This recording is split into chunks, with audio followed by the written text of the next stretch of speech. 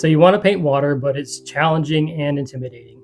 I get it, it can be pretty difficult, but it's not as challenging or intimidating if you do this one thing before you paint it.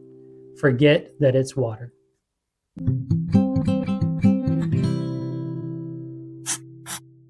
So before we forget that it's water, whatever that means, let's look at some features of water that can make it challenging to paint. And most of them have to do with how light interacts with water.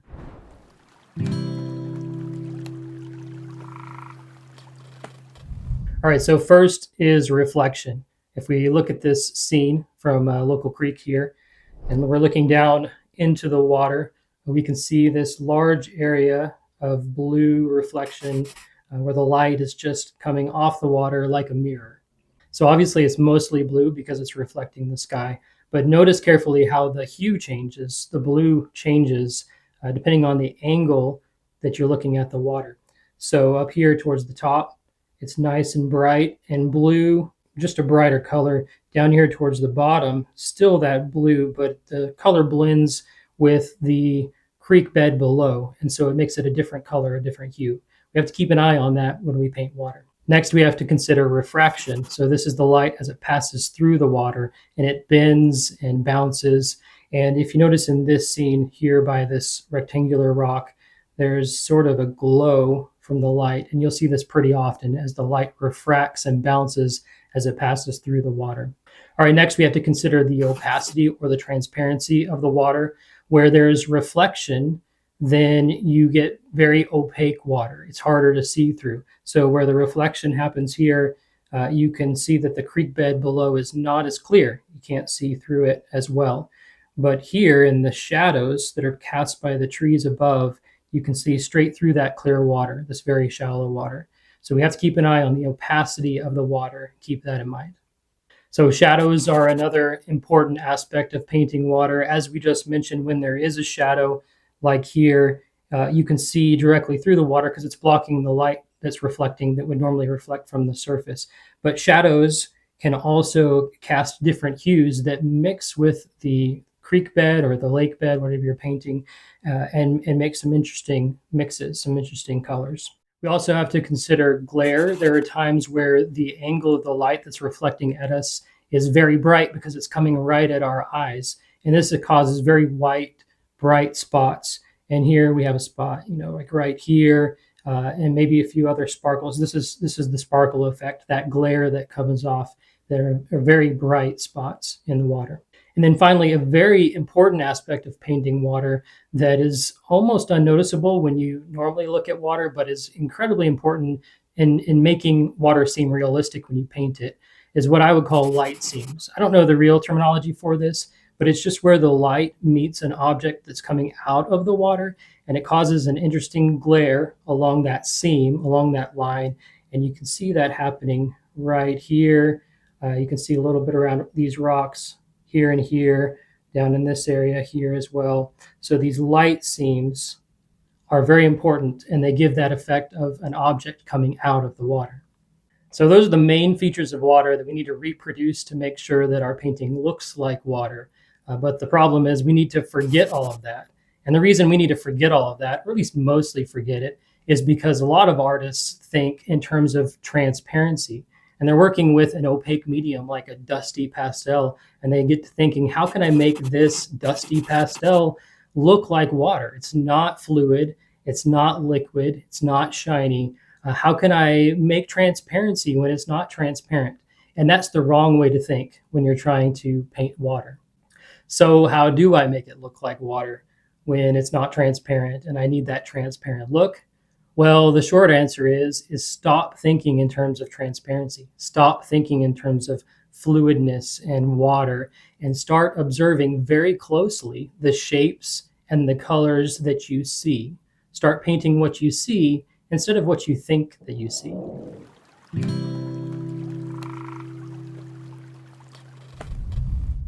All right, so not to confuse you more, but that's not completely true either. You don't want to paint exactly what you see, because the other problem with painting water is it can be so complex with all the ripples and the glares, the light and the fluidness of the water. And because in person, when you're looking at water, and especially moving water, it's always changing. And so when you begin to paint water, it's very important that you simplify and that you represent those elements of water, like the ripples and the waves and the glare, but in a more simple way. You don't have to copy exactly what you see in the photo. You don't have to copy the exact wave pattern or ripple pattern that you see.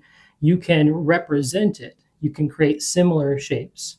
Now, in this painting here, which is a painting that I did of that scene I just showed you, I cropped it down just to an interesting composition. And then I simplified a lot of the elements, especially those ripples. The ripples in this area in the real photo were very thin, very complex, but I wanted to get that point across and still be able to accomplish it with pastels, which can be difficult. And so I simplified that and I just represented that rippley effect. So it's not the same pattern that you saw in the photo earlier. It just represents that. And in fact, here I played up the circular nature of that even more for the sake of the composition. I wanted to change up this composition and make it more about the interesting geometry that's happening in this scene. You have the rectangular rock here that serves as the focal point. You have this stick that leads in, the eye from the bottom, a little bit of a triangle here.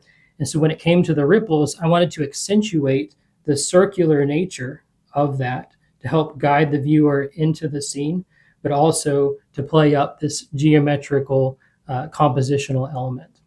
So water gets pretty overwhelming if you start noticing all of the details. So start noticing less of the details. Start simplifying. Look at the overall concept of what's going on in that area of the scene and see if you can represent it in a simpler way. Waves, ripples, the way the light glares, all of the little sparkles and spots of light, they don't have to be in the exact same place as they are in your photo. In fact, water moves and changes all the time. And so that one photo that you took, that glimpse of time into that water, it's never going to happen again. It's never going to repeat exactly like that. So if you don't copy it exactly, no big deal. Water changes all the time.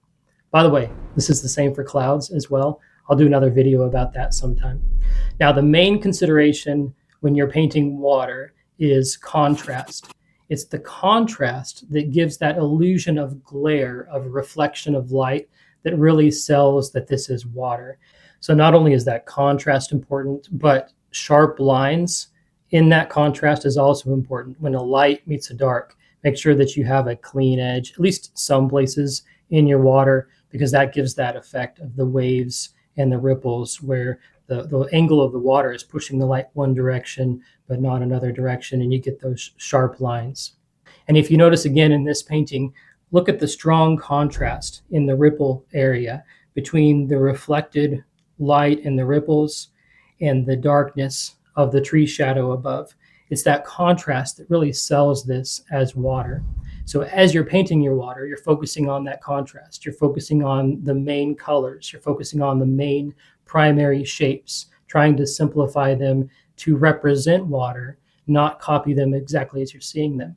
And get out of your mind the idea that this is water. Get out of your mind the idea that it should be transparent. I should be able to see through it, and just carefully notice the shapes and the colors that appear in the scene before you. So this becomes especially true when you're looking through water, through a reflection. And you can see in this area of the painting here, down where there's all of this blue, the blue is actually varied quite a bit to give the representation of rocks underneath that reflection. So some of the bluers are more on the green side, some of the blues are more on the violet purple side, and it gives that appearance of rocks and creek bottom underneath that reflection. That's a very important key element. I'm not trying to create water with an idea around transparency. I'm not laying down rocks and then layering color over it. I am picking and choosing my blues in that area so that it looks like rocks underneath the water. So this is pretty key when you're painting water, because I think a lot of beginners or a lot of people who are not familiar with painting water, their idea of painting water is, well, I'm going to paint everything that should be under the water, and then I'm going to glaze over that with another color like blue to represent the transparency and the reflection that covers over it. And if you try to do that, you're probably going to run into problems, because the colors that you put underneath are going to mix in ways you don't expect with the blue that you layer over the top, and it's just not going to have the effect that you're looking for. So instead, you just have to carefully notice the color changes, the hue changes, how that blue shifts slightly with the rocks that are underneath the water as they influence the color of that reflection. If you're enjoying this tutorial, I'd appreciate it if you like this video and subscribe to my channel. If not, that's okay too.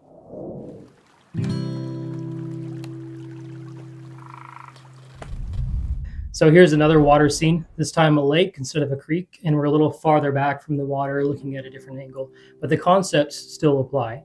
We have less of the refraction idea, although you can still see that happening as the light shines through the water, especially here near the shoreline and here in this dappled light. You can see that there's a little bit of glow and that light is passing through. But most of the concepts are still the same. You have the reflection, of course, which is very strong here, makes a nice pleasing shape.